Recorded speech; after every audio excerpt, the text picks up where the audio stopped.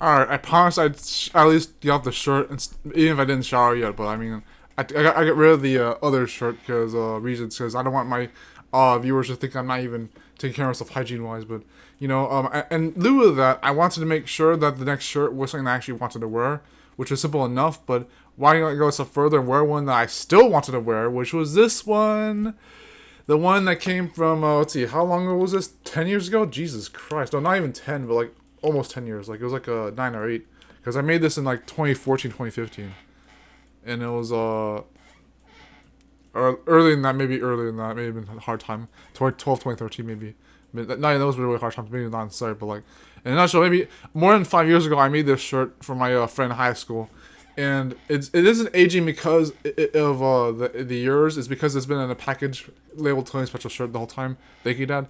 But like it was just it was just a nice shirt I made for him, for one of my best buds in high school. And he I hope I get to see him in the high school reunion. But it just if I don't, it's okay. But I just this was a shirt I made for him for the based on the Angry Video Game Nerd, and it's on the other shirt, the gray shirt. There's actually a picture, a detailed drawing of a mech from Metal Gear Solid, and so those two shirts I made for him, and those were pretty fun. They're both extra larges, so they fit me in the future. I didn't prefer extra larges the entire time, but they fit me anyways over time, so that was okay. I prefer the larges even to this day, because I like thin clothes. I'm not gay boy, they'll call me that. I won't call myself that though. Like, don't call me an elf either. Anyways, for this special occasion shirt that I'm talking about for 2 minutes straight, for this special occasion shirt, I'm going to talk about my athlete legs. I'm not even kidding. That's what this video is about. I'm not gonna show them again. But basically, if you've seen some of my other videos about the gratitude notes, one of the very first ones on Instagram, on my Instagram for that matter, they talk about Division 1 athlete legs, and I'm talking about myself, and I'm not even joking. Again, I'm not even joking. That's why I called them. I'm so freaking. These legs are impressively healthy for a person my age. Like, they're actually, like, you wonder how I got these? I didn't exercise. I let alone be an athlete. I didn't even remotely, like, leave my house as often. Well, I did. Well, actually, let me show you. This is what I did.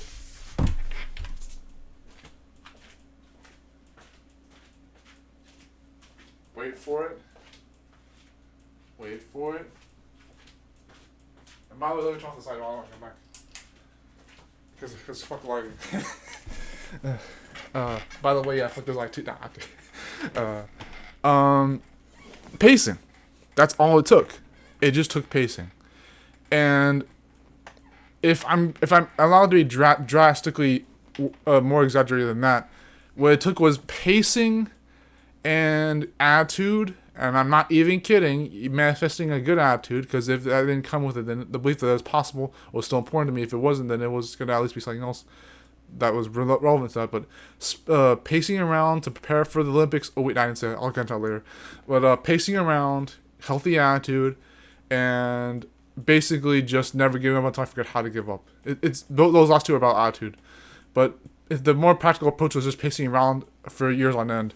Since like maybe 2012 or earlier or later, when I decided that I wanted to be in the Olympics, that full stop wanted to be in the Olympics, and so I knew that for that early on in my life, 10 years ago or more, that I was going to be an Olympic champion, and so I ended up like doing healthy in high school.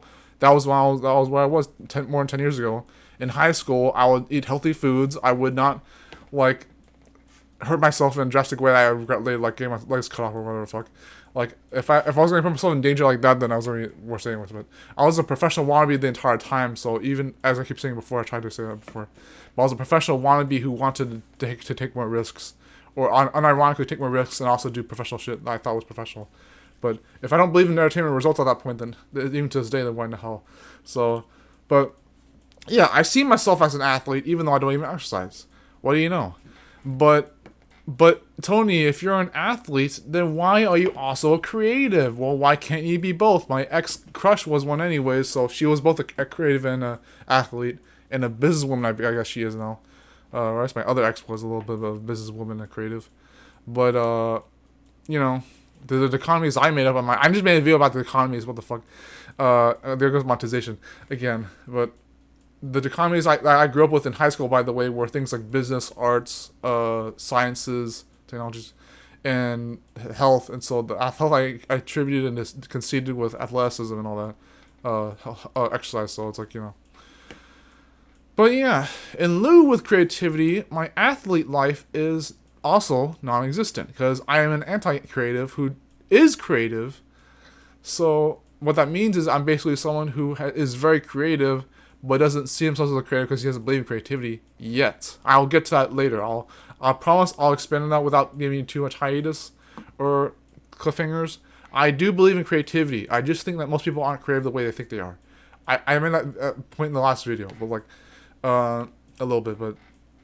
But as far as athleticism and my legs are concerned, or even my brain for that matter, insight, you know, gotta make that balance also. It's amazing to be this healthy. It's like, it wasn't so much the things I did to be healthy. Like, there wasn't a lot that I thought I had locus control over to be healthy. But then again, manifestation theories from Mitch Lop, astrology, whatever the fuck. Goes, am I gonna make this worse for my organization? I only need to say that fuck word once. I love that joke. But it's like, something like that. It's basically that you never had, needed, or wanted control. So locus control could be a bit of a myth at that point. Maybe. Depends on what wizard we're going at. Even subjective, objective, what the fuck. But when it comes down to why I would walk around in my room over and over, anticipating the Olympic Games as a champion, and then hopefully sprinting as an exercise regimen, not necessarily going to the gym, because if I go to the gym and I don't go to the Olympics, then it's going to feel bad anyways. Would you believe me at that point? Do you agree? Is that going to the gym just to go to the Olympics and not go to the Olympics, so I don't feel like I went to the gym just to go to the gym, which would feel a little worse than you imagine, honestly, for my ego death, or ego nonetheless. I still want to be... No, I don't have to be a medalist. That's my ambition speaking for me, but I don't have to be a medalist, but I do want to be able to be a participant, or at least try to get into past the trials. Getting to the point of maybe going to Colorado Springs or for the Olympic training or whatever the hell. If this comes sooner than playing the double bass violin, then yeah, that's my dad dreamed about sometimes. But that's another thing I can expand more on later if I haven't already. But I do, in fact, want to be a sprinter, and it's not that I can't be creative in the meantime, but it's just however that happens, or even the power ups thing I keep succeeding with business, which does not always be like that. Because even power ups is kind of creative, but it's not healthy to make relevant forcings.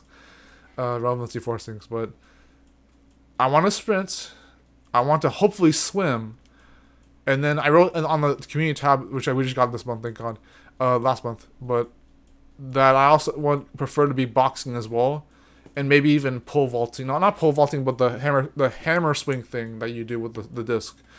And it's like, those four would be okay for now, or even tennis or basketball for that matter. If I learn how to play basketball, that'd be amazing. But I have a feeling my grandfather wanted me to play baseball, because he got me like this pair of white jeans right before he died. And I think that was associated with the Astros, which, by the way, we won last week, so there you go.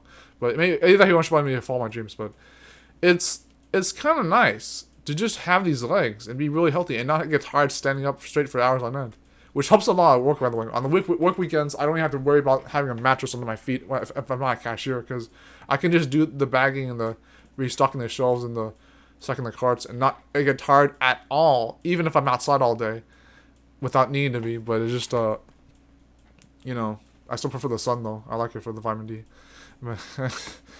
I really like the sun. I always like the sun. I'm a sun baby, both literally and then in the current moment.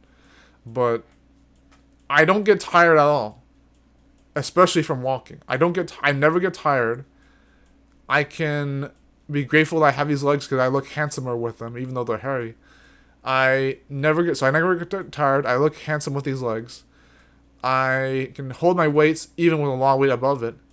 I can feel better about leg day because I know that even if I should be exercising on leg day, it's still enough to carry through the other things I could be doing, like lifting my actual arms, which I don't worry about because I had a trauma with lifting for some reason during 2018 or earlier. I didn't want to exercise before I wanted to do it. I didn't want to exercise especially before I actually felt like it was necessary, if that makes sense. But so here's how I got these legs. Oh, I already explained that, whatever. But I got them from pacing around. I got them from sometimes sprinting and running and exercising whenever I actually committed to do it for once. And then also working on the weekends. And then also doing other stuff. Actual activities. I don't try to brag about this for no reason. I think when I got these legs for the first time, like it was maybe like 2015, 2016, I started noticing them. In 2017, my coach in community college was like, he made this reference that some of my teachers in high school know how to make. But like in college, he was like, I haven't seen legs like that since something something something. I'm like, whoa, humble brag moment. And that was I think that was in the dodgeball day. The dodgeball day was pretty awesome because I found a pair of gym shorts from a friend who lent them to me, just because I intuitively decided to go to the gym locker room for some reason, for no apparent reason, and I intuitively sensed that someone's gonna help me there, and he a stranger kind of acquaintance kind of helped me. And I gave the shorts back to him afterwards after the match. I was like, cool. So that was dodgeball. But the other time I was there was for not even Zumba, but it was another time where we were exercising. It wasn't Zumba. It wasn't dodgeball. It was like we were exercising. And it was like, whoa, those legs in 2017. They're not even. Wow. This is impressive. And I don't even exercise. So that's another thing coming for you. I'm in the gym for that. But sometimes I'll run like 6 miles per hour for 20 to 30 minutes straight. And pride on that, even if it's not a lot, it's still a lot to me. But it's still a lot to even be able to do it in the first place, in my opinion. But having it in 2017, and then joking about later in 2021, I made a meme post in 2021, 2022, about that, based on The Simpsons. It was based on the Homer having the one arm that was strong meme. That was a YouTube short, if you've seen it on this channel. Or maybe it's on Diggs, I forget where it is. Diggs or Marshcraft, whatever. But having these legs, I brag about that because it's true. It's like, if you had these legs right now and you don't even exercise at 25, it's like freaking like 15 years old, 21, 25, and you have these legs the whole time before you even mature or get off puberty, which actually is since 25, whatever. 12 years old, you're 15 or puberty, but still maturing after 18 and 25, because 18 is when your brain matures or something, and then 25 to 30 is when your body physically matures. But especially through addiction, I guess. Addiction can be resolved even after 30, but it's okay. But for any addiction, not just pornography, but it's no stop seeing touch. But anyways, sprinting is my quota. It's not my number one priority, because I would prioritize the Olympic Games over claymation and power apps and even science communication. But for the record, I do want to say that if I had a chance to be a participant in the Olympics or even hold the torch, I would. It's one of the last things I wanted to do before pursuing other private things, I guess, or pursuing other lifestyles that would prevent me from going to the Olympics, kind of. If there's even a chance I can, but I'm not dying that really. I'm gonna always follow my dreams. But yeah, as I'll show again, the legs that I have could be better, especially if I want to prime myself for the Olympics. But it's just, I don't know. It's like, I'm grateful for them. I mean, if I never get to go to the Olympics, fine. But people are actually gonna probably question why I want to go to the Olympics, since 2012. Why I've always wanted to go to the Olympics. I don't even make remote moves to actually even go there, and it's like, part of it could be procrastination. Another thing could just be because I have a lot of confusions and mental illusions of loopholes. I don't even know how to tell myself what I actually want or need. So you notice how poor my communication be half the time. So you already know how that works mentally, I guess. Because some people have the theory that now I know what I'm thinking about, and if they're right, I'll kind of be sad. But maybe only at least part of the time, half the time. But nonetheless, I do usually, if not always, understand what I'm thinking and saying. So it's sad when people don't understand what I'm saying, because it's always like, do you rely on ping pong communication for that matter? Since I'm learning since November 8th, 2022, that I would rather sacrifice learning science than wait until the very, very, very last one to figure that out. There's a lot of things going on this week that are changing my life for the better. But the concise thing is really difficult, and so is being an athlete. Division 4, Division 0, Division 2, 3, 1. My ex would kill me for this.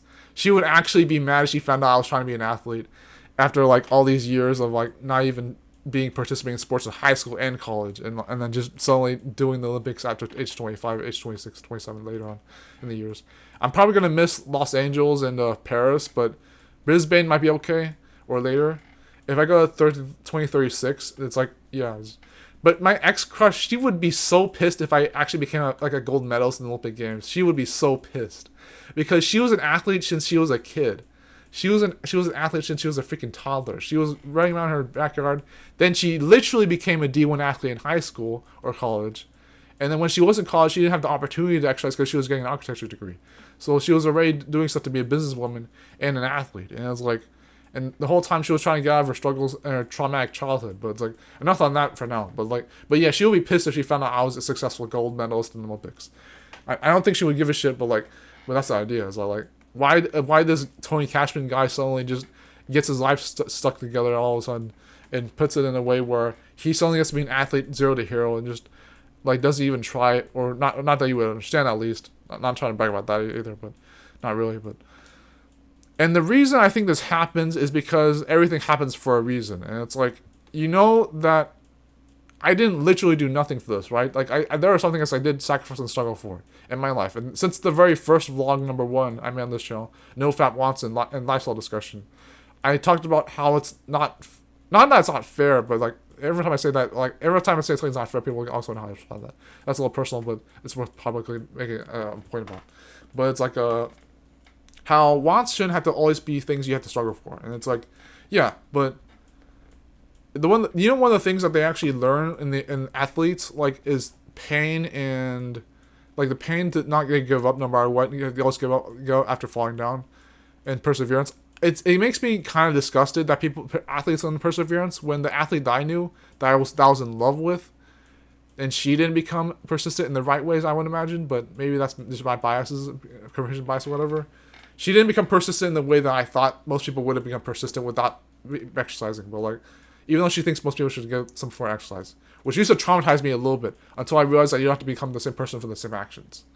So that's what made me easier about being clear and concise with communication and other things, and taking more action, especially with exercise. So the reason I keep mentioning clear, concise, for one thing, look at this shirt. This is concise to you. So why am I going to be an athlete? Wait, is that all relevant? What the hell? These things in my head somehow managed to make me who I am now. You have to really put that into perspective. This made this. The guy who never shuts the fuck up, who always has these weird messages and asks the stupidest questions, became this. And I think if I can do it, so can you. This is cliche because it's true. And I'm only bragging throughout this entire video wearing a weird shirt that I made 10 years ago, because I want to make a point that your reality is closer than you think. And it's not something that I think everyone can literally achieve, but even what you can achieve is something that even I'll be jealous of. I promise you that. I'll be jealous and envious, if that's the gamma from Simpsons. Again, another Simpsons reference. I'll be jealous and envious of whatever you achieve, because I'll never have what you have, but at least you'll never have what I have, but that still means I'll never have what you have. And that sandwich means a lot more than you know.